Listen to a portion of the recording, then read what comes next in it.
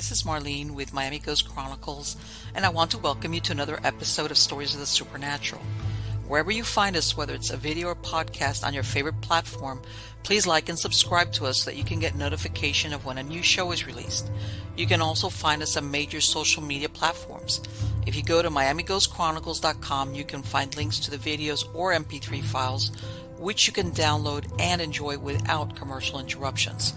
If you're into classic horror, ghost, and adventure stories, I narrate Nightshade Diary, and you can find links at nightshadediary.com.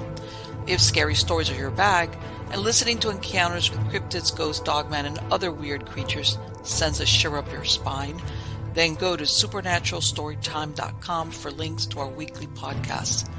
Noteworthy news about the paranormal world, true crime, conspiracy stories, and anything that is just plain weird can be found at eerie.news or visit the Stranger Than Fiction Stories tab at miamighostchronicles.com. Please subscribe to my newsletter on Substack. Just go to mppellicer.com for a link. I want to thank you for being part of my audience, and I think you are all wonderful. Hi, how's everybody doing? Good? Everything is going good over here in North Florida. You know, getting into spring. I mentioned in my last show, I bought some planters.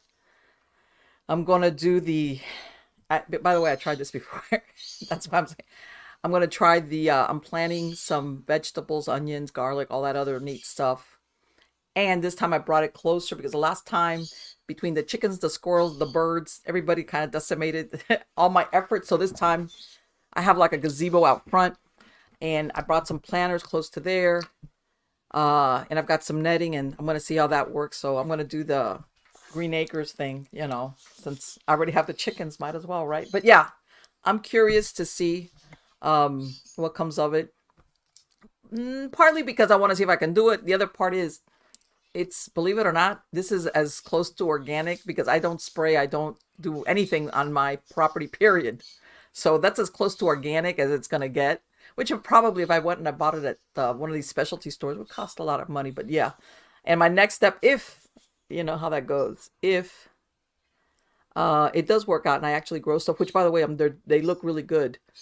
Then I'm going to look at maybe freeze drying them, or, you know, I don't know. I got to figure that one out depending on what we produce. But yeah, that's what I'm up to now in the spring, because down in Florida, January, February were the months to plant.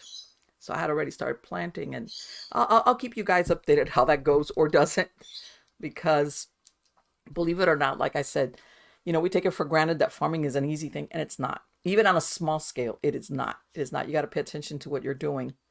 And yeah, well, what can I say? Anyway, let's get on to the good part. The good part is, who is the guest tonight at Stories of the Supernatural? This is the first name that he's here as a guest, and his name is Dacre Stoker, and he is the great-grandnephew of Bram Stoker and the international best-selling co-author of Dracula the Un-Dead, which is a sequel to Dracula, and Dracul, a prequel to Dracula, which was the UK's #1 best-selling hardcover novel in horror and supernatural in 2018, and a top 5 finalist by the Horror Writers Association for the Bram Stoker Awards for superior achievement in a novel. He has film rights for Dracul, have been optioned by Paramount Studios. Dacre is also the co-editor of the Lost Journal of Bram Stoker, The Dublin Years, and he's a native of Montreal, Canada. He's taught physical education and sciences for 22 years in both Canada and the U.S. He's participated in the sport of modern pentathlon as an athlete and a coach at the international and Olympic levels for Canada for 12 years. He is also an avid player and coach of the unique game of real tennis. I have to ask him about that. In September of 2022, an athlete he had been coaching for the past 10 years, Camden Revere, won the World Championships of court tennis. Dacre and his wife, Jen, have lived in Aiken, South Carolina for the past 30 years. He is currently the executive director of Aiken's Streetscapes, a foundation dedicated to the preservation and protection of Aiken's grand trees. He has consulted and appeared in recent film documentaries about vampires in literature and popular culture. The Real Vampire Files from 2010 on the History Channel, The Tillinghast Nightmare 2014 Historical Haunts, Secrets of the Dead 2015 in PBS, Mysteries at the Museum 2017 on the Travel Channel, Legend Hunter, 2019 on the Travel Channel, American Vampires, 2022 on Fox Nation. He currently hosts tours to Dublin, Ireland, Whitby, England, and Cruden Bay, Scotland, to visit places where Bram Stoker lived, was educated, worked, researched, and wrote Dracula. He also leads groups to Transylvania to explore both the life and times of the historic Vlad Dracula III, and also the locations where Bram Stoker set his famous novel. Help me welcome him. How are you doing today, Dacre? Marlene, I'm doing great. And just one minor correction. Go ahead. Not many people get the pronunciation of my first name. So before I tell you what it is, all you listeners, how do you think you pronounce Dacre? Kind of blessed with a curse because my parents gave it to me. You know what? I'm gonna go. I would see it with a soft A. Dacre. Try it. Dacre. Dacre. Okay, I'm complicating this. Okay. Yeah, it's the harder A. It's like an acre of land with a D. Yes, with a D. It comes from Lord of the Acre way back in really? In Irish times. Yeah, D''acre. So Dacre. That was actually a name passed down. Bram Stoker, my great granduncle's father, had a brother. He had a son. He christened him Dacre Stoker. So my parents. So it's a family name then. Yeah, absolutely. Yeah. Wow. So thank you for having me. Now we've got the name straightened out, Marlene. Yes. I'm happy to be you know what? here. I will never forget it. It's like acre with a D at the front. Dacre. That's it. That's all I need. The synapses in my brain went. So I got it. I was trying. I don't know what I was trying to Frenchify your name. I don't know what I was trying to do there. Listen, my friend, everybody gets it wrong, and in a funny way, it's like it's a great opening icebreaker because there were all these. Hey, what big deal? The guy's got like 100 different versions of his name. I'll give you one quick story. My two sisters loved to roast me on it. When we were small, we used to ride ponies and horses and horse shows, and they would go to the announcer and they would tell them how to pronounce my name wrong. So I'd be going into little class. Well, yes, and riding Jiminy Cricket was Dacre Stoker or Dacre Stoker. So my sisters loved to pull the, just get me as zingers on that. So I'm used to it. Okay, all right. You've been handling this for a long time. Yeah. I feel so bad there. Let me ask you, and I'm going to ask you, which I'm sure everybody asks you. Obviously, you're related by family to Bram Stoker, but as far as I know, maybe I might be wrong, you're one of the only family members that took up the mantle of his writings as far as to do something with it. Yeah. So here how it is. Bram was one of 7 children. Mm-hmm. And of that family, his youngest brother, George, was my great-grandfather. Okay. He had kids, obviously, a son and a daughter. The son came to Montreal, Canada after World War II. That's how the family started in Canada. Bram himself had a son, Noel. That son had a daughter. She married twice, actually, during World War II. Both her husbands died in the war. And there are 2 great-grandsons from that lineage, my cousins. Okay. And only one of the other members of the family had any children, and they've died out. So of a family of 7, only 2 active branches of the big tree still survive. And those cousins of mine are in their 80s, and they're retired chartered accountants. They're great guys, but they're not really outgoing, not super creative, and they're not really interested in, doing research and coming on shows and so on. So they've given me their blessing, and I actually help with my wife manage the Bram Stoker estate, Bram Stoker's intellectual property for them. So we're all tied up in this, but I've sort of become the de facto spokesman. I've done the research, written the books with co-authors, and I'm the guy that's sort of the receptacle of all the cool stuff, and I get to do fun things with it. So let me ask you, I'm sure maybe you knew within the family certain things, but when you were doing your research, did you come across anything that you were like, man, I didn't know that? That's an understatement. I mean, talk about it. Like, where do you want to go with this? I mean, I guess what I'm going to say is, to make it easy to answer this, there was many, many things, but let's go with the first thing that really threw me for a zinger. Okay. And that was when I was researching for Dracula the Un-Dead. I wrote with Ian Holt the sequel to Dracula first, and I had to really get into Bram's life himself. So you start with the existing biographies. At the time, I didn't know if they were good or not because I really didn't know that much.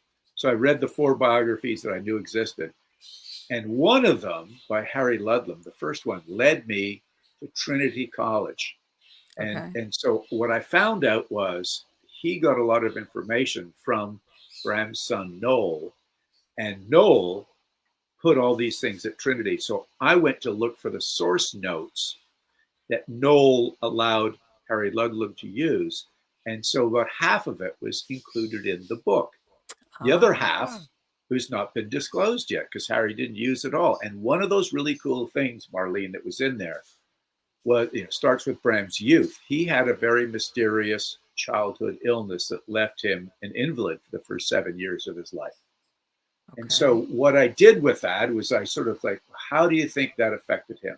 And his son alluded to the fact that my father had nightmares throughout his life, starting in his childhood. So then I Okay. connected with doctors who specialized forensically in Victorian medicine. What Okay. would have the types of conditions that were prevalent, the types of conditions that somebody could actually recover from at the age of 7, and then 10 years later, he's a champion all-around athlete at Because I was Trinity gonna College. say, I had always heard that he was a very athletic person, so I'm surprised by what you said. And just I was too, and having an Olympic background myself and coaching, like how does a guy go from an invalid, can't walk, to 10 years later he's doing race walking, winning trophies, rugby, rowing, gymnastics, track and field. That just didn't make sense to me, and so I started digging around and figuring that other members of the Stoker family on Bram's uncle's side were very famous doctors. 3 of Bram's brothers, my great grandfather became a doctor, and that none of them would have treated their brother, obviously, but the older uncles would have, and they were quite well known and wrote treatises on bloodletting. So Okay. I am now convinced, as I dig into the pieces that the son said, the other uncles, what they had practiced, the ailment Bram probably had, and the fevers that would have produced. So I believe he was bloodlet. And when I look at bloodletting, and if your listeners don't know what that was like in the Victorian era, they either put leeches on you and sucked out Mm-hmm. blood, or they cut you and the blood drained out. But these treatises that I read said they didn't really know how much to take out. Like it was, I've like heard that nowadays. some people they kind of like killed them in a way. Well, Sometimes yeah, when they I did. mean, essentially, they would take out enough blood for you to pass out, Mm, and then they'd right. patch up the hole or take off the leeches and wait for Mm-hmm. you to come around, and they would give you a mixture. Right. You The can believe it. humors, I believe, is what they referred to it as. It was the 4 humors of the blood, and they knew that the blood was made up of the good parts and the bad parts, but they couldn't separate it as they were taking it. So they took it all out, not all of it, but a lot of it. But to Mm-hmm. rehydrate you, they gave you a mixture of claret, which is red wine, and oil. So Mm. if you've ever given blood, any of you listeners, you know how Yeah. dehydrated you get. They give you apple juice or orange juice, but when they give Mm-hmm. you enough for you to pass out, and now they give you red wine, you're going to be in a stupor. You're going to be, Yeah. Yeah. Yeah. That was great. Let's do this again. yeah, exactly. So, and as a kid, so I think that to me was one of the most interesting things, and it led down a deeper rabbit hole about Uncle Bram, about what it would have been like to be in a sickly little kid, and would have all that stuff have driven you to nightmares. And when Sure. I look into what nightmares back in those days were looked at as Mm-hmm. signs of demonic possession, when you're Really? asleep and you cannot ward off the powers of the evil, Okay. then it's like demonic possession.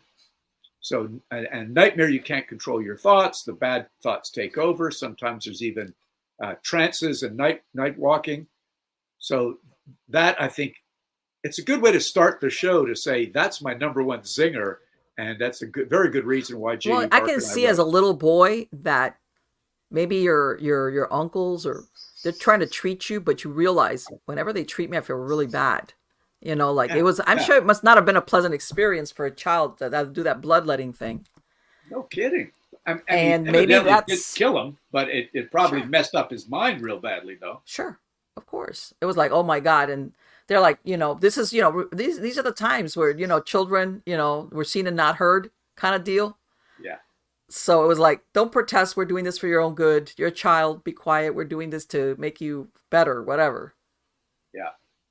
Yeah, Yeah. people don't realize that for a while that from as a matter of fact, I even heard that George Washington on his deathbed, they think that he was pushed over into the to die because of excessive bloodletting. Yeah, that was popular even in those days. I mean, and literally, as you said earlier, they understood that the body was made up of blood of four humors because when Hmm. they would put it into a jar, when it comes out of the body, over a few days it would separate and you'd see Right. four different colors. What they didn't figure out was you got to leave that stuff in the body because the white blood cells, one of the humors, is what fights off infection. So, Exactly. but if they do take out some of the bad stuff, maybe there's enough of the good stuff that comes back and fights off the infection. But in the case of poor George Washington, I mean, they would do this stuff repeatedly. I'm not Yes. sure.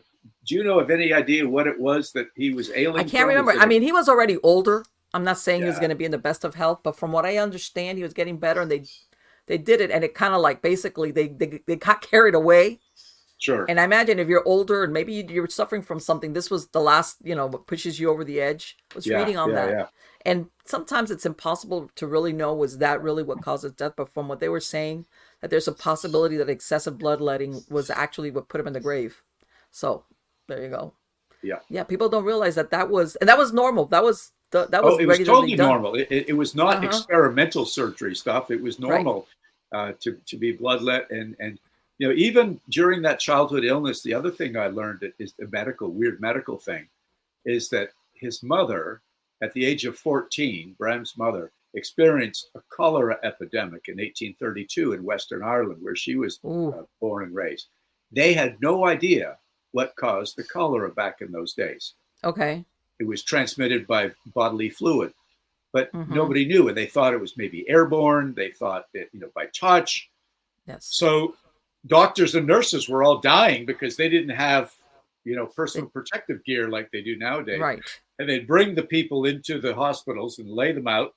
They had no cure, no bloodletting Right. for cholera. They simply would give you laudanum, which is an oral morphine for you to Mm-hmm. eventually die comfortably. And what she Exactly. told Bram, and I'll tell you this, which is weird, also in Trinity College, Marlene, his mother, later on in her life, at Bram's request, wrote down the bedtime story she told him about her witnessing somebody being misdiagnosed in this hospital and buried prematurely and And then crawling that out of the grave.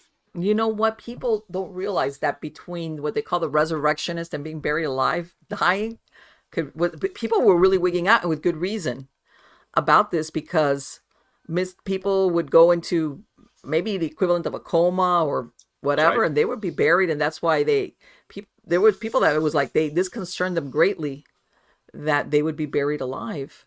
And the thing Or is, when the nurses who all died first, because they were touching and caring for these people, yes, so they were the ones trained to diagnose, as were the doctors.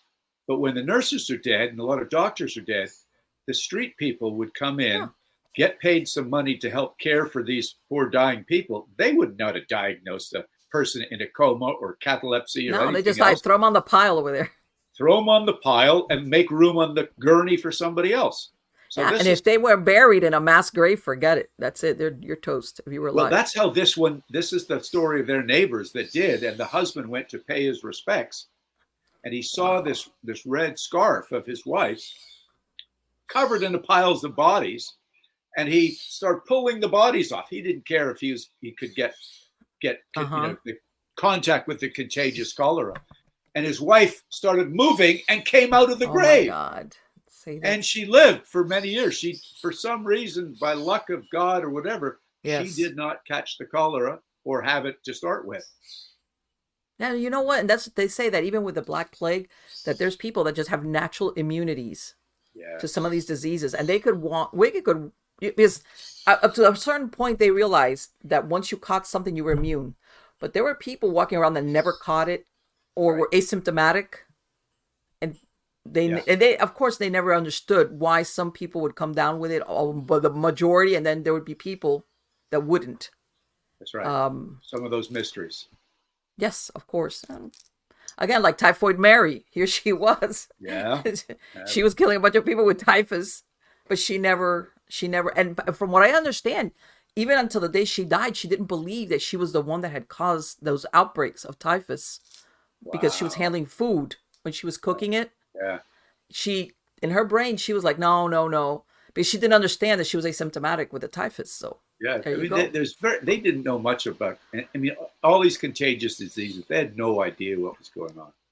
No, None no, and whatsoever. of course, they say really that what really helped with the diseases when they started to understand about hygiene. Yeah. Like with the equipment and with hands and all that. That's when we started getting, we Yeah. kind of caught on with less deaths. Now, when you what inspired him to do this, to go down this road as far as the story, this subject So matter? there's a lot of little bits and pieces, Marlene, and I'll try to sum it up this way because I give like 90-minute lecture on many different pieces that contribute to this. But let me just tell you now contributing factors to this because I can generalize it by saying this. He wove things that happened into his life, like the story I just told you of the cholera epidemic and the neighbor coming out of the grave, Irish Right. folklore and mythology that already contained vampires and superstition of folklore of banshees and goblins and these things. He did tremendous amount of research in both the London Library, the Whitby Library, Marsh's Library about people that had gone to places like Transylvania, other parts of Romania, and had experienced and written about superstitions of the vampires Strigoi, Nosferatu. He also was a theater manager of the Lyceum Theater, and his Mm-hmm. boss, Henry Irving, played the role of the devil, Mephistopheles, on stage for many years. And then, of course, you got the ghostly Macbeth that he played for many Yes. years. So I think what Bram was doing, because, let me back up one step, Marlene. During the time he wrote it, between 1890 and 1896, and the book was published in 1897, there was a huge rise in interest in the occult in England. And when I say the occult, as you very well know, being the Miami Ghost Chronicles, the focus on spiritualism, Yes. mesmerism, tarot Mm-hmm. cards, seance, all these things Yes. were on a big rise, much like paranormal investigation is Yes. nowadays. It's Yes. huge. Yes. But Yes. what was happening in culture in England is that science, Charles Darwin had just published The Origin of the Species, and it started questioning, all of religion, essentially, how, Yes. animals were just placed into an ark and they showed up all over the world. Right. Evolution. He Evolution. was His theory of evolution came out and rocked the world, religious world. So the religious whole power on the knowledge of how life and death worked was beginning to wane, and science was Yes. beginning to ask questions. And as science asked questions, men and women who were very curious were beginning to wonder what happens with the spirits of the dead? What is really going on? Can we communicate with them? So all of these things are on a rise. And Bram Stoker, being a theater manager, was not stupid. He knew how to alter the plays that they were putting on in the Lyceum Theater, how to attract people into those seats, and so on. So he knew the same thing about books. So all those things that I just mentioned about his research, his personal experiences, he also knew what the demographic of his reader in London would be attuned to. Now, he didn't write the first vampire book. That was John Polidori. And then Yes. Joseph Sheridan Le Fanu wrote Fanu. Carmilla. And then Malcolm Reimer wrote Varney. So Bram, came to the party, 40, 50 years late. But what he did with Dracula, this book over my shoulder here, was he Yes. packaged it in a way that made this supernatural count seem real, and real to the extent where many events in the story were based on real things, like the ship coming Yes. into Whitby, the train schedules coming across Europe, the places in London, the graveyard in London. Even the people were in Yeah. the in People the could say, story. "Hey, I could," yeah, of course. They could place themselves That's there right. so easily. Yes. That's exactly. So that's, to me, when you say what inspired Bram, he wanted to scare the Yes. heck out of people with a very And it worked. realistic story based on something that their nerves were already on edge for. Yes. The whole supernatural piece. But it wasn't just a supernatural novel. When you really think about it, Marlene, it was a mystery crime thriller with a major supernatural twist to it. Because what was happening? There was deaths going on in London, mostly by the Count, Lucy being one of them. And who had to actually kill Lucy? The band of heroes and her fiance had to kill Lucy and get away with it from the police while they were searching Dracula on their own, because they probably figured that there was going to be no court system in Stagio, London, that would believe them that there's a supernatural creature coming along killing people, and they were not to blame. Exactly. We're the only ones that know this, so like, who's going to believe that this, of course, and he's a count, suppose, who's going to question him?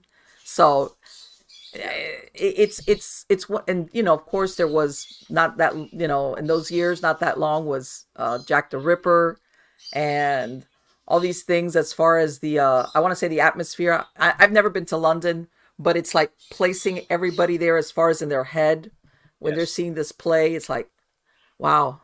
Yeah, no, you're right. Actually, the Jack the Ripper murders, I'm convinced, influenced Bram. It actually influenced Stoker and Irving with the type of plays that they were putting on at the Lyceum, because it only happened just a few years before Bram started writing the novel Dracula in 1890 that anybody putting on a play didn't want to scare people from coming out of their homes. They're already scared to walk the streets or take a carriage and go to the theater district to go and watch a play. And did they really need a horrifying, scary story when they're already worried about all these horrific murders that the police could not catch the perpetrator? So they were aware of that. And I really honestly believe that that was something that Bram was keyed in on. And I find it fascinating that he did not have much of an element of the police in the novel Dracula with all the killings. And I say, well, look, if the police aren't going to be able to catch Jack the Ripper, how are they going to catch a supernatural count? That's a very good point. Exactly. This was, and even now, nobody, I mean, there's been a million theories as to who Jack the Ripper was, but really, many years later, they still don't have definitive proof that that was the person or persons, because I know there's people saying there's more than one, whatever. Yeah. But yes, despite supposedly, from what I understand, being some pretty good people detecting it, but... Well, do you remember the novelist Patricia Cornwell? Yes. She spent a boatload of money, wrote a really interesting story. Yes, I read that book. And they had used DNA evidence and so on, but it was still a little bit inconclusive, wasn't it? Yes, it was. Yeah. It was, I believe, I can't remember the names, but he was like an artist that at some point was, and she basically followed his movements and showed, I mean, really, the explanation was excellent. As far as, when I read it, I was like, God, that's the guy. Right. But then again, there's that other one. There's a guy, Tumblety, Francis Tumblety, that's a major sort of potential that took off and went to North America. So they had not too long ago, and some of these things, sometimes it's like there was another one, Maybrick, the James Maybrick, that they supposedly discovered, and he kind of like they found the diary where he's confessing that it was him. One of those deals. Sure. And again, I'm going to give everybody a real quick example. This was something, as a matter of fact, that I recently was researching. One of the things of the Ripper murders, where it was supposedly somebody that was knowledgeable in anatomy, that this is why he is dissecting these poor women. Cutting up of the body, yeah. Right. Back in the 1930s in the Czechoslovakia, they had a series of murders of prostitutes. One of them, which... they found basically 2 luggage boxes were shipped via the train. They had basically dismembered her. Oh, gosh. And now what happens is, and this is, the initial autopsy report said that the way she had been, they had cut off her head, the medical examiner said, oh, this is somebody that is knowledgeable about anatomy. So what do the police do? They're looking at doctors, they're looking at medical students. Come to find out later when they look, and this I'm talking years later.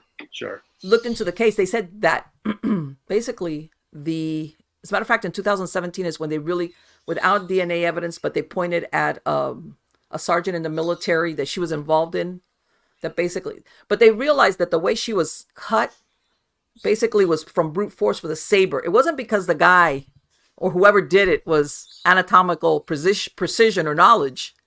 He just like cut her head off, cut the legs off with a saber.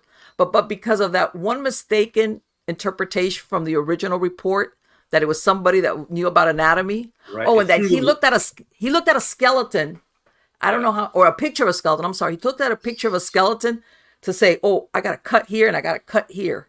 Yeah. But they said that because of the damage to the vertebrae and everything, he says, no, this was not somebody like a surgeon or somebody, but it threw police totally off of who the perpetrator was. But getting back to that Jack the Ripper is like the question mark.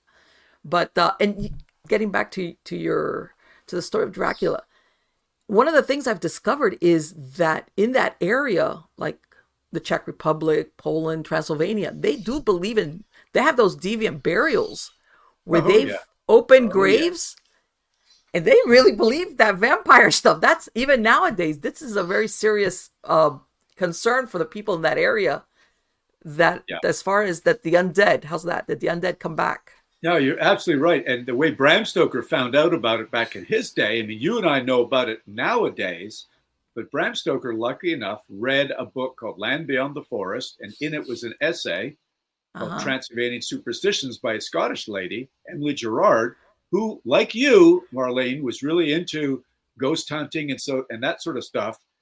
She moved to Vienna and ended up marrying a guy a Polish guy in the Austrian-Hungarian cavalry stationed in Transylvania. And when she was in there and he was doing his military stuff, a very bold lady, she was wandering around asking people in small villages, asking priests, asking sort of medicine men, what's all this about? And she wrote up a very detailed report all about Strigoi, Nosferatu, how to kill a vampire, how they are, how they become, a second child of a this, or you're born on a certain calendar day, or somebody out of wedlock, all these weird things. Yes. And then if the mourning rituals are not adhered to, or suicide victim, all these things are kind of keeping everybody in order. If they're not adhered to, vampire. So right. I even heard at one point that even women that died in childbirth, I was like, wow. But yes, they could produce and they say that they found, besides being buried on their face, sometimes they found like sickles, those old scythes. So if they get up, they cut their head off. And exactly. So it's as you mentioned, I actually did one of those films I worked with was a series for PBS called Secrets of the Dead, Vampire Legend. And that was all looking into deviant burials and what they tell us. And one of the things, just as you mentioned, I thought maybe you'd seen the show because you knew about this. 2004 in Mariana de Sus, which is a town, an isolated town in Transylvania, there was a modern day virtual, not virtual. Yes, I think vampire slaying where it was Petratoma was the dead guy, and his daughter was dying after he's in the grave, and they figured through superstition that his soul was coming out. And so the wife, there was something that you had a bunch of your family die after you're a certain person died. That's right. So the wife gave permission to the local, the men in the town. They exhumed the body, cut open the chest, took out the heart, just like 5 days after he died, and brought it to the crossroads, burned it, took the ashes, made like a potion out of it, and fed it to the very sick daughter, and she recovered. So it's maybe it worked. I mean, is it science or is it luck? Coincidence? Or power of suggestion. Power of suggestion. Who knows? But the guy that headed up the team of excavators took off because there was such an uproar, almost an embarrassment within the church and the community, that he was kind of in hiding up in the mountains. And these people at Ion Films in England, they found him and interviewed him. And it was very legit. He said, look, that's very matter of fact, this is what we do. I want to say that probably I did see that, and that it was like a village, and the people there were like, this is the norm for them. Like they can't understand. Like we're gonna handle this.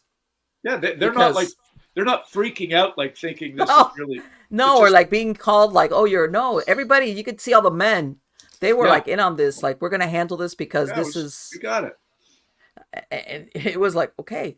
But again, like you said, this is a 21st century when this is happening, but that belief again, these burial, these old cemeteries that they've dug up either on purpose or by mistake, this goes back also hundreds of years back, Yeah. where they find, and even children, it could be a man or woman or even a child, that they would bury a certain way if they thought that the person would come back.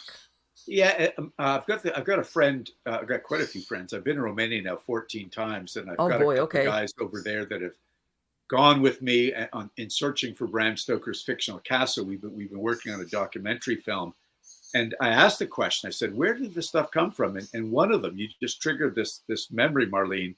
If a child dies before it's baptized, that's another. Of course, yes, absolutely. Or has some sort of hair lip or some sort of minor disfigurement, they think that's a sign of the devil is on them. And so, yes, just to kind of wrap this piece up with my Uncle Bram, is that he found all this research in the London Library and Whitby Library. He found treaties on all these sort of deviant burials or contagious diseases that made people believe that this was so, that vampirism was potentially real. And as I said earlier, he just packaged this in a way that it's now sort of all these different characteristics attached to Count Dracula that made it so real. So people were already thinking that it's a high possibility because of the stuff done. And he mentioned, Bram did, in one of the only one interview that I've ever found, it's in the British Weekly newspaper by Jane Stoddard.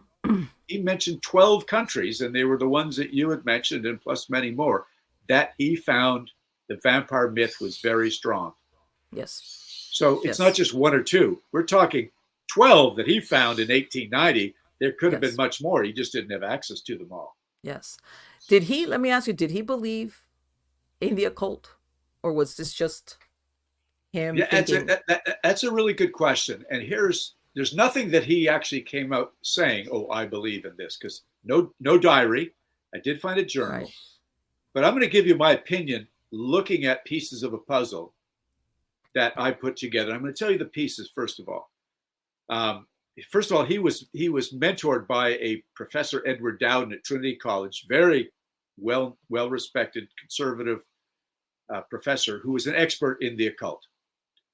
I've seen letters that Bram wrote between him and Dowden, him and other people like Pamela Coleman Smith, who was an artist who drew the first Smith-Waite tarot cards. Yes. She was a member of the Golden Dawn. So there was proof, that evidence, let's say, that Bram was very interested in the occult. But I also have read a short story he wrote about second sight, which is like premonitions. And that's part of the whole, occult. I've read a newspaper article by a writer that said, he wrote it in 1931, and he waited about 25 years to write this. I don't know why, but Norval Scrimmanger wrote an article, said, I went to a dinner party to meet Henry Irving, who was in Glasgow to do the play. Afterwards, we had drinks, and I found Bram Stoker much more interesting. He regaled a group of us sitting around the fireplace about two situations where he told us that he experienced this second sight. Okay. And one of them was, and I'll just tell it to you guys briefly, he wrote the book in Cruden Bay, Scotland, and the Earl of Errol was the guy in charge of the whole area, lived in a big castle, invited Bram Stoker, like he did other dignitaries, to go pheasant shooting. And when you go pheasant shooting, you're given a guide, or what they call a loader, somebody who'd load the guns for you. So Bram is wandering through the fields. They're all the guys are spread out, but right next to you is your loader, and they carry on a conversation. And Bram says to the loader, well, how is the Earl doing? And this loader, who is from the Highlands of Scotland, said, well, the sheet is very high on the Earl. The sheet is very high on the Earl. Now, what that means back in those days was the death sheet that gets pulled over your head. The winding sheet. Yeah, is high. That doesn't mean he's dead, but it's getting close. And Bram said, don't be silly. He looks just fine. He's healthy. His color's fine. So they have a nice shoot, and Bram stays there for another 2 weeks, does his writing. Earl is fine. He comes back the next year, next summer holiday. He's invited again by the Earl, and he goes, "I'd like the same loader." And she gets the same loader, and he says to him, "Now you were wrong, weren't you? The Earl is just fine. It's been a whole year." "Oh no, sir. The sheet is now very high. I see it." 3 days later, the Earl dies unexpectedly of a brain aneurysm. Wow. Didn't have a disease like cancer or something. Right. That you knew he was gonna die. It was so that is, Marlene, what I can tell you. If Bram recounted that in a serious situation at a dinner party after dinner drinks, and it's written in a newspaper, not nowadays tabloids that just print any kind of crap. Right. I believe that's as close as evidence that I have that Bram Stoker was a very open-minded person and believed in things. And he wrote this great quote in the novel that I think is a good way to end this thought is, "There are mysteries in life which men may only guess at, which age by age they may solve only in part." Well, the thing is that, see, that occurred to him without him really looking for it. Which I think those are the best stories. When things happen that you're not out there looking on purpose, to have that moment that he was just going, he was a guest and he's hunting, he's pheasant hunting. The last thing he expects is that he's going to have, somebody handling everything that has second sight, it sounds like. But considering that he was Irish, the belief in the banshee, do you think that played a part in it? I think all of that did. There was a book that I found in his personal library that one of his great grandsons owned, my cousins, and I was allowed to look through all those books. It was written by Oscar Wilde's mother, Lady Jane Wilde. Okay. And it was I've got copies of them right here. It was stories of myth and belief in ancient Ireland, and it went into great detail about the banshees and the fairies and goblins and all these vampire-like creatures, blood-sucking, life-taking creatures. And she actually said in the introduction that the folklore and superstition of Transylvania is very similar to that of Ireland, and that Emily Gerard has written a book on it. For further information, go see this.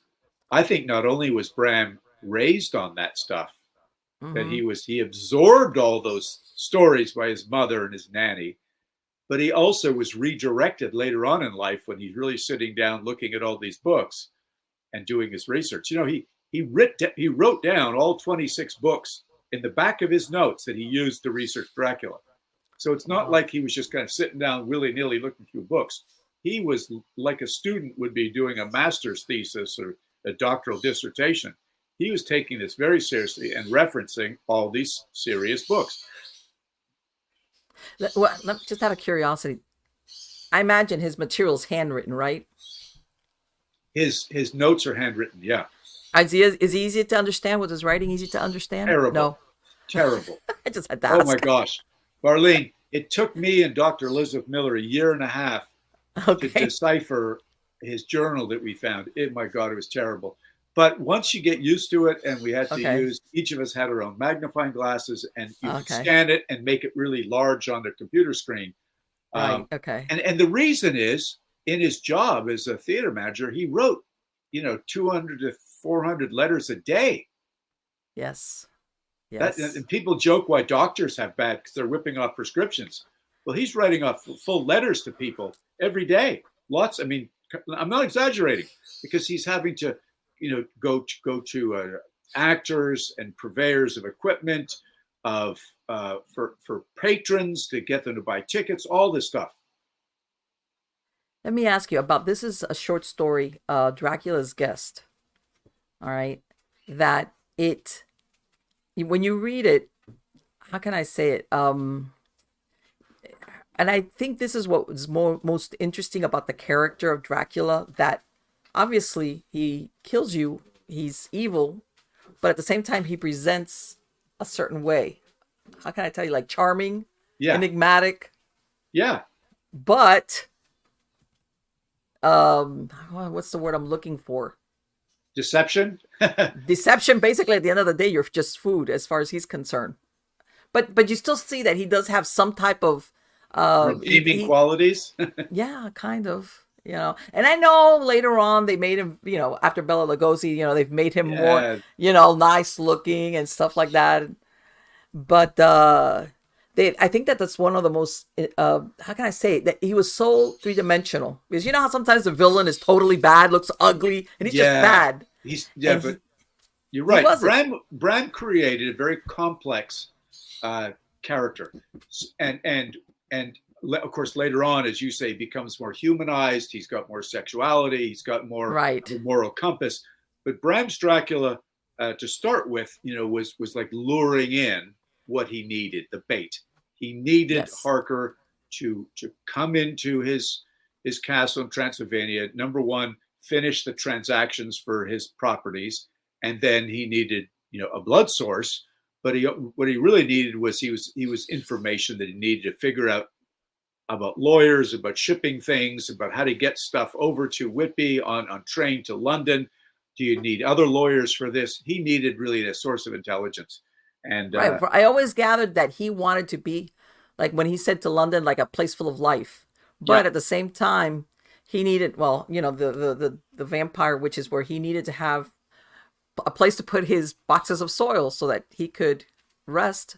In other words, he had figured this.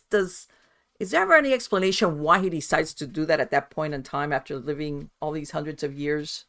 I think the explanation that I've seen that makes sense is that he's kind of, there's only those 3 brides in his castle. Yes. You do see the tribe of gypsies that are loyal to him that help him pack up all the boxes of dirt. But there's not a lot of other people around. So maybe he's already gone through the blood sources that he needs, and now he needs to expand hunting grounds. Or, as others have kind of alluded to, well, maybe he's going to London because it is the center of the universe at this time. The Brits. Exactly. People believe that to be true. Not all countries believe that, but they believe that. Right. But in comparison to the Carpathian Mountains. Yeah, you're really isolated. Now he's curious about what a modern pulsating city would be like, with plenty of victims that he could just easily do away with as a result of the way the Ripper got around everything. Nobody, you could just people all over the place, so you could just take off with them. So there's really been no explanation. Is he got political motives? What they are, other than just more breeding grounds, which I think that might be the case. Right. That's the way I looked at it. That I think that what you said, that he was looking for new blood, maybe whether the people there already knew how to, ward off vampires pretty well. Plus, there were very few, I imagine, in comparison to going to a large city. Right. But he needed the logistics, in other words, done. Otherwise, he didn't have a castle over there, in other words. No, but he did have, as you said earlier, he had Carfax Abbey, where some of his, they were actually not coffins, they were crates back in the day. So a couple here, a couple here. So he had them spread out. So as he started to convert his victims, he could then place them into these crates of dirt. But let me just touch on one thing you said earlier, because I want to tell your listeners about Dracula's Guest. It is one of those things that it's a short story. And here's a freebie that I'm giving you guys right now. Okay, this is free. Go to bramstoker.org. It's a free website run by a professor, and he's done a great job. He's placed all of Bram Stoker's novels and short stories that are public domain, and that's most of them. Okay. And you can download them on PDF or text for free. And I challenge you tonight. There's a 17-page short story called Dracula's Guest that many scholars were wondering, was this ever part of the novel Dracula? I read the story. That's why I'm asking. Bram Stoker's widow, Florence, published it in 1914, 2 years after Bram died. And she said in the preface, this was excised from my husband's most famous work due to length. And some scholars think, oh, that was just a way to sell the story. Well, I will tell you here and now on this show, the Miami Ghost Chronicles, that the research that I've done, I have found the original typescript of Dracula that is owned by the Paul Allen Estate in Seattle, Washington. And I've been able to look through that whole typescript. And I've seen the 101 pages, or not, I haven't seen those pages. I've figured out why 101 pages were taken out, and the typescript starts on page 102. And Dracula's guest was part of those 101 pages taken out. And the reason I can say that beyond a shadow of doubt, imagine this now, the other 480 pages of the typescript was all typed, and certain things were crossed out by hand. So if the first 101 pages were taken out by either Bram or his publisher, Bram or his publisher had to go through the rest of the typescript and cross out anything that happened in those 101 pages. Right, that reference that, that reference it. It wouldn't have made sense. So I found 4 very specific references to things that could only that would have happen been in Dracula's guest, crossed out of the rest of the manuscript. And here's the little hint for you without a spoiler. It is Jonathan Harker. Okay, it is Jonathan Harker. It doesn't mention his name, but it is right. That's why I'm asking. Yes. Okay, it's him, and he stops in Munich because that is the way Bram described the train route, both in real from the books he looked at and in his own notes. So he stops in Munich for a day and a night, and he takes a carriage ride out to the countryside, and very weird stuff happens. Yes. So basically, the reason that's important for me is when J.D. Barker and I wrote the prequel to Dracula, called Dracul, we wanted our story to end exactly where Bram Stoker had originally planned Dracula to begin, which is in this small village on the outskirts of Munich, the village of the damned. Our story ends there. That's where Dracula guessed most of it takes place. And then it proceeds with Harker going back into Munich. He goes to the opera, goes to the night of the opera. The next day he goes to the Munich Dead House, and weird stuff happens there. And then he gets on the train and heads off to Transylvania. Right, it's a good story. This portion is like a foreshadowing, because see, he's thinking all he's doing is just a legal trip to get signature. So this is like a foreshadowing of what's to come. Yes. Because I always thought that when I read, I was like, wait a minute. Yes. And I was thinking, is this Jonathan Harker? But it doesn't say. Well, you were right. You were absolutely right. And he also mentioned in the typescript, the dead man come alive in the Munich Dead House. That's crossed out. He says Count Dracula, he looks like the dead man who came alive in the Munich Dead House, crossed out. And that's not in Dracula's guest. That was in the event after Dracula's guest ends, but before he gets on the train to go off to Transylvania. So there's more evidence. And like I've got it, and I've actually published it in a copy of Dracula annotated for the 125th anniversary with everything taken out, put back in, and you can get it on Amazon. Dracula annotated for the 125th anniversary. Because that was all the extra stuff that you found through your research, right? Yes, and now I'm sharing it with people. Yes, that's great. That's fantastic, because there's, how can I say, everybody wants to go beyond the how can I say, the Dracula universe, as far as, what was, and I know that, did he truly use Vlad the Impaler as the inspiration for Dracula? He was one of them, Marlene. He was one of them. Let's go back to the occult for a moment and hold the fascination with evil and the devil. So Henry Irving plays Mephistopheles on stage, the devil.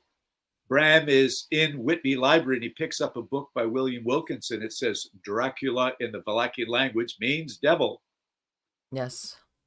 And then he's in the London Library. He sees a book by James Samuelson and he says Vlad Dracula III was such a horrific warrior, did all these atrocious things. He was known as the devil. So it comes back to Bram's desire to capitalize on the mysteries of the occult. His Dracula is the devil incarnate turned into a count, a human being. And Vlad Dracula's backstory, all the stuff in the chapter 2 where Dracula says, yes, I did this, these battles, I did this, that's all the backstories of Vlad the Impaler. Now, Yes. Bram did have to move the Wallachian prince to a count in Transylvania, but that's only like one state away, so it wasn't too big of a shift. But he needed a believable human being with a real backstory to make this devil incarnate have life, let's say. Right, exactly. And that's, well, the backstory is like everything. When people weave fiction with historical fact, it makes it more believable. It does. It does. The movies have done more, like the 92 Coppola film did much more to link Vlad the Impaler with his conversion to become a vampire. And so did Ken Russell film with Jack Palance. So others have done it. The whole Dracula Untold with Luke Evans is like absolutely Vlad the Impaler turning into a vampire to protect his people. But Bram Stoker did it very subtly, just by using the name and some of the backstory. And I know in the bio it mentioned that you've done, and you said tours over in Transylvania. Yeah. From what I understand, Vlad is seen in different light from the people that live in that area. Oh, he's like the hero. I mean, they kind of giggle at us because, hey, we come over, we're looking for the vampires, guys, and where's Vlad the Impaler, the vampire? And it's like, most of them are polite. He's not a vampire. That was Hollywood, and that was Mr. Stoker.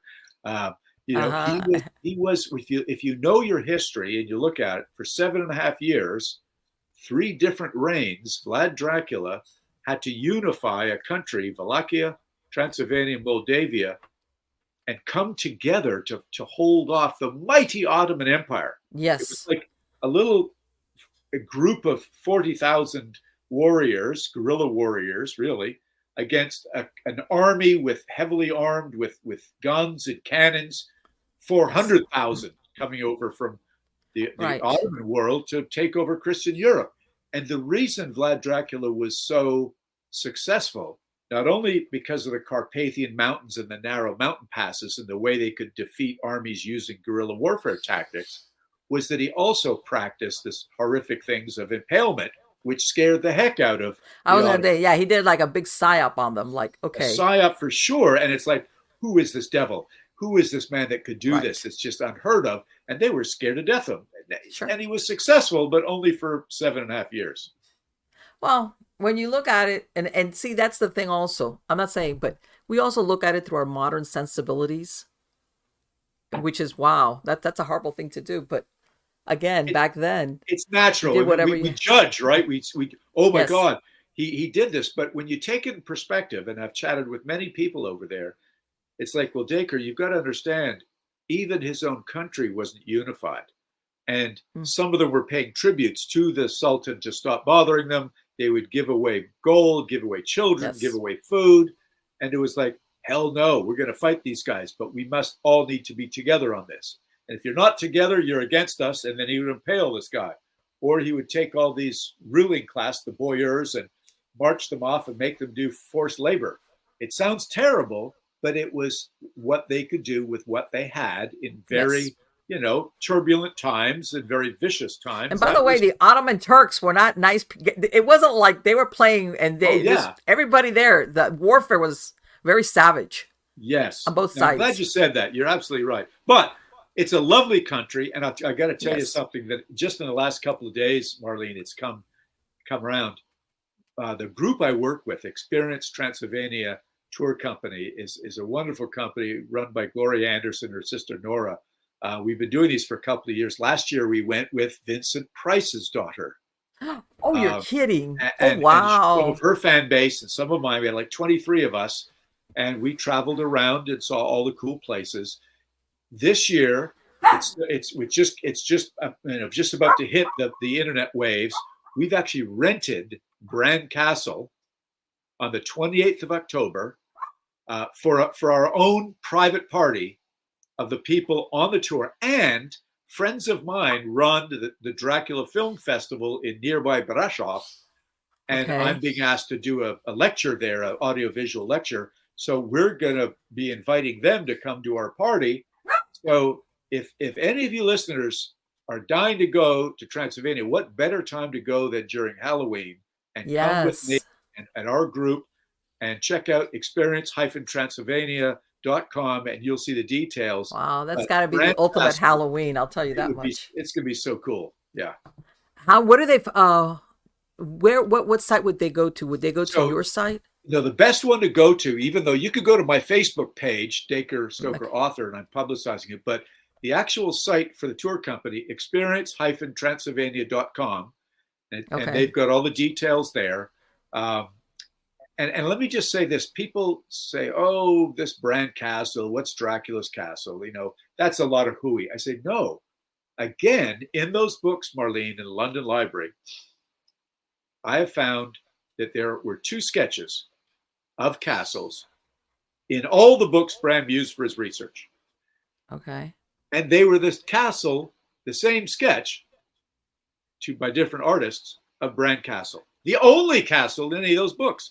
And the way Bram described the exterior of his fictional castle Dracula is exactly the same as you would or I would do it when you look at these 2 sketches.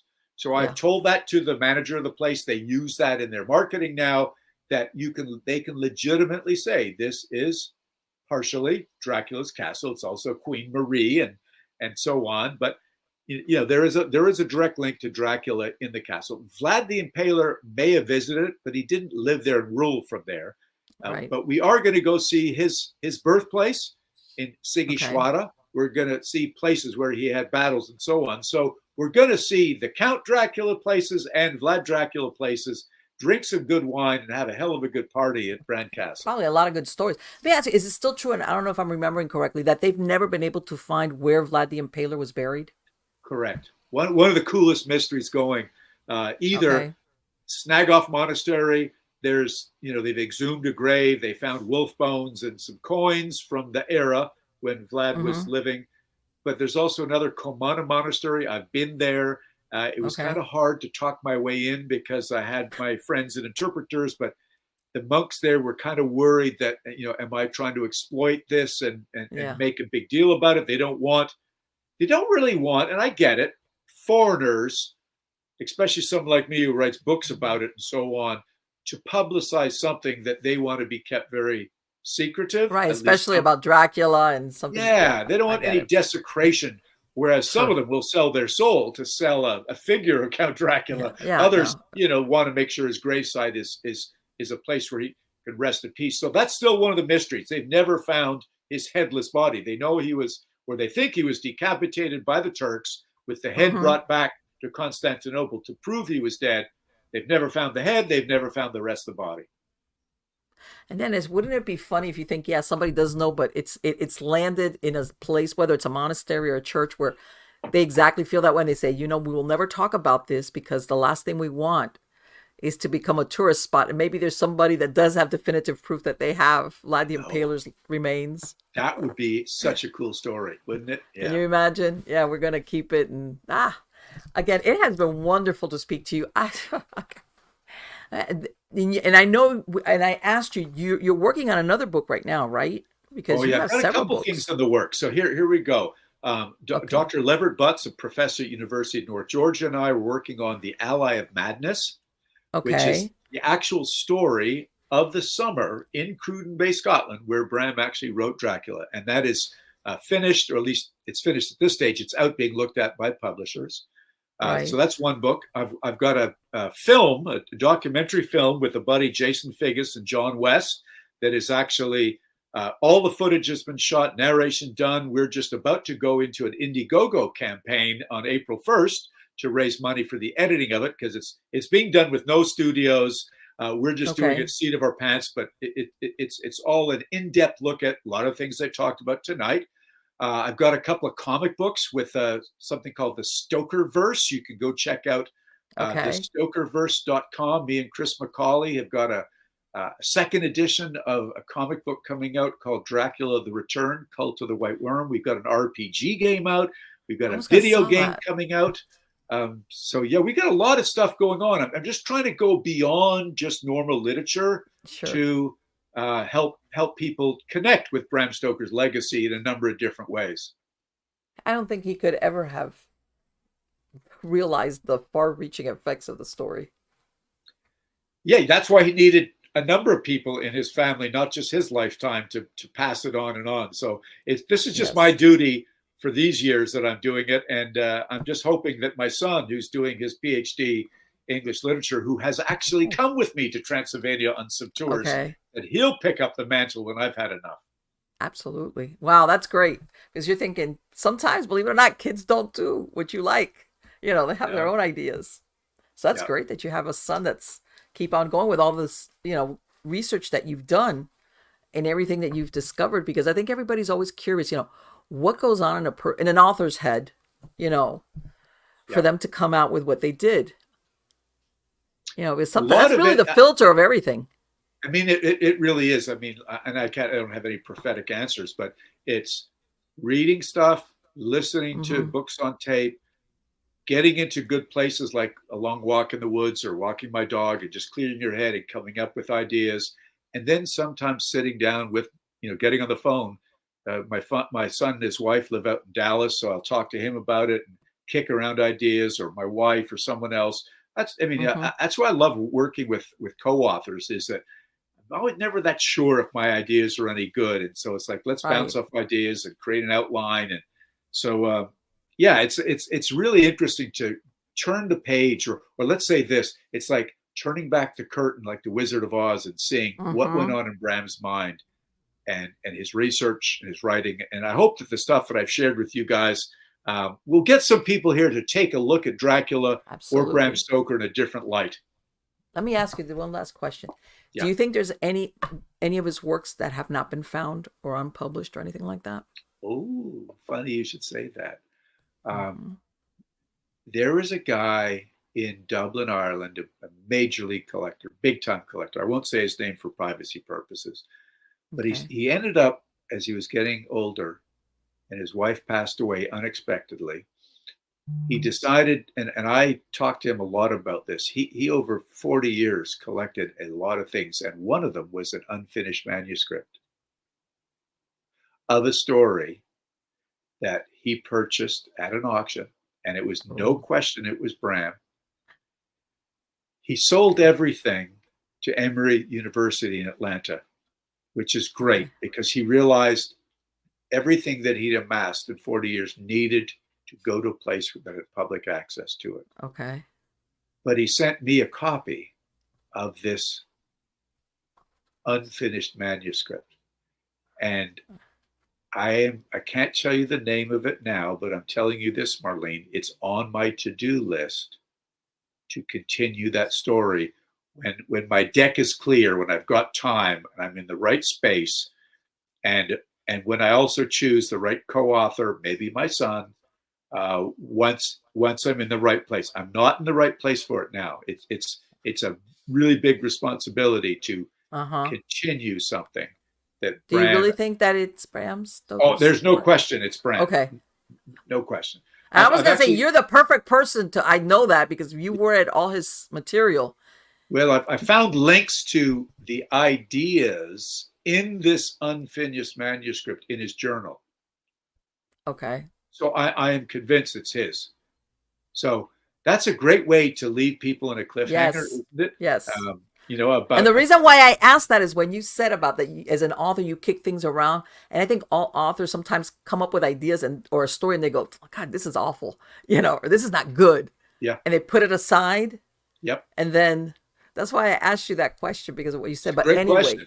Sometimes those same thoughts we have may germinate and you just triggers another thought and it goes from being a not such a good idea to, ooh, I could do something with this. Yes. And you share it with a buddy. Usually a glass of wine helps. You get loosened up a bit. And then it's like, oh yeah, we can do something. Yes, with the possibilities. What about this? Yeah. Yes. But it takes trust. It Oh takes yeah. Oh yeah, trust of course. in Of those course. ideas with your writing partner to be able to share that and not feel like you're sharing some stupid idea that they just laugh at They're you. gonna go, really? Yeah, exactly.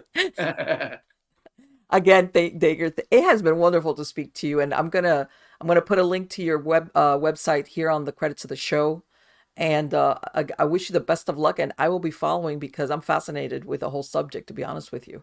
Well, thank you. So you got dacrestoker.com is my Yes. personal site, and then thestokerverse.com is where you see all my products. And then bramstokerestate.com is where you can buy all the books that I've written. Oh, perfect. Okay. All right. Excellent. But let me Okay. ask you, out of your website, your personal website, does it have links just in case to any of these sites? Dacrestoker.com, I think it does. No, actually, the stokerverse.com is the best one to go to. The Stokerverse. That's got links to the other things. Yes. If we're Okay. going to do All one, right. that's the best way to go. That's the best one. Yeah. Yes, I'm looking at that now. Okay. Again, thank you so much. It has Marlene, been I wonderful. thank you for your interest and keep the ghost hunters on their toes. I really appreciate what you do. Yes, of course. And this is the one that scares everybody, the vampire. Okay. And I'm not talking about Twilight either. That I forget the guy with that rides around in a Volvo. That's not a real vampire as far as I'm concerned. I like the Dracula version. Again, thank you, Dacre. Take care. All right. Good night. But good night. Oh, let me tell you, he must have. Can you imagine? You're reading all this material. Not only is it one of your ancestors, but it's the material that I want to say of. God, all the stories that came out of that time period. So many versions, so many reimaginings, but of that original framework has come forward. And let's face it, it's, like I said, it's gone from the Bela Lugosi or that Nosferatu, which was at the turn of, early 20th century, to Twilight. I don't know. In other words, that how can I say?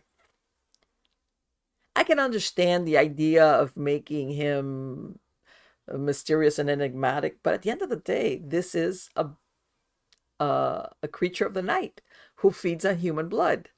Okay. In other words, this thing of making him all like I want to become a vampire is like, stop and think about what it is. Because even at the conclusion of the Francis Ford Coppola's film, even when he's there, what he asks for is, I want peace. In other words, whatever, if he's possessed, demonized, because that's part of being a vampire, at the end of the day, really what he wants more than anything is peace. So, in other words, the existence, everybody, whether it's Anne Rice's novels, about all the Lestat and all these different vampires, the immortality portion. If you read, well, I've read a lot of her books, the immortality thing kind of gets old. I don't know, pun intended, but it outwears its, how can I say, its allure. And either the vampires become superficial, and let's get back to this thing of Dracula. He is a monster, and he's a vampire, and I think when they humanize him too much, it kind of loses part of its appeal. And I'm going to give you, for instance, for example, in Salem's Lot, Stephen King's story that they made into a movie. They made that vampire. That was a scary those vampires were scary. Okay, the vampire up on the hill, he was scary. The people that became vampires were scary. There was nothing attractive or, oh, I want to be one of those, which is really what I think is the good vampire.